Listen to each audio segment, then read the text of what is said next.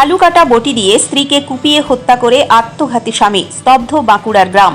বাঁকুড়ার জয়পুর থানার ময়নাপুর গ্রাম পঞ্চায়েতের আশুরালী গ্রামের পূর্বপাড়ায় আজ সকালে ঘটে গেল রোমহর্ষক হত্যাকাণ্ড। বাড়ির ভিতর থেকে একসঙ্গে দম্পতির রক্তাক্ত দেহ উদ্ধার হতেই এলাকায় ছড়িয়ে পড়ে তীব্র চাঞ্চল্য। স্থানীয় সূত্রে জানা গেছে, 54 বছরের অলোক মণ্ডল আগে থেকেই পারিবারিক অশান্তিতে ভুগছিলেন। শুক্রবার রাতে আচমকায় তার স্ত্রী 50 বছরের মুক্তা মণ্ডলকে আলু কাটার বটি দিয়ে নির্মমভাবে কোপায় বলে অভিযোগ। তারপর নিজেই ঘরের মধ্যে গলায় দড়ি দিয়ে আত্মঘাতী হন। সকালবেলা ঘুম থেকে না ওঠায় সন্দেহ হয় পরিবারের অন্যান্য সদস্যদের। দরজা ভেঙে দেখেন রক্তাক্ত অবস্থায় পড়ে আছে মুক্তা মণ্ডলের নিথর দেহ আর ফাঁস লাগানো অবস্থায় অলোক মণ্ডলের ঝুলন্ত দেহ। দম্পতির 2 মেয়ে বিয়ের পর শ্বশুরবাড়িতে থাকেন। পরিবারের দাবি, পারিবারিক অশান্তির জেরে মাথা গরমের মুহূর্তে স্ত্রীকে হত্যা করেন অলোক। এরপর নিজের জীবনও শেষ করে দেন। ঘটনায় এলাকায় নেমে এসেছে গভীর শোকের ছায়া ও আতঙ্ক। খবর পেয়ে জয়পুর থানার পুলিশ দ্রুত ঘটনাস্থলে পৌঁছে তদন্ত শুরু করেছে। 2টি মৃতদেহ ময়নাতদন্তের জন্য বিষ্ণুপুর সুপার স্পেশালিটি হাসপাতালে পাঠানো হয়েছে।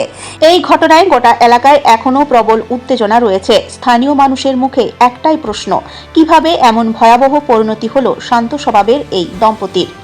তো বাবা একটুতেই রেগে যেত, হয়তো কিছু বলেছে মা একটু বলতে এরকম করে হয়ে গেছে।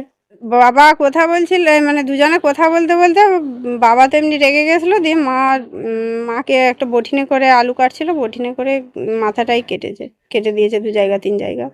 দিয়ে আমরা বাবা সিঁড়িতে যে গলায় দড়ি নিয়েছে, আর মা তো মারা গেছেই। আমরা এসে দেখছি মা বিছানায় মারা পড়ে আছে।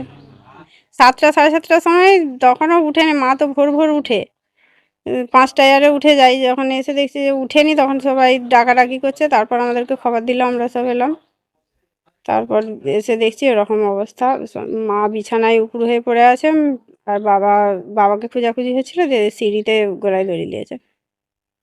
তনুশ্রী নন্দী। হুড়কো খুলেনি, কোপার ধাকালাধাকালি করছি, দিয়ে কোপারটা আমার জেঠতো দাদা এবং আমি আর ওর বৌমার একটি ভাই তখন এসে, জেঠতো ভাই এসে জুটেছিল। দিয়ে সবাই মিলে কোপারটা ধাকালে ভাঙা হলো।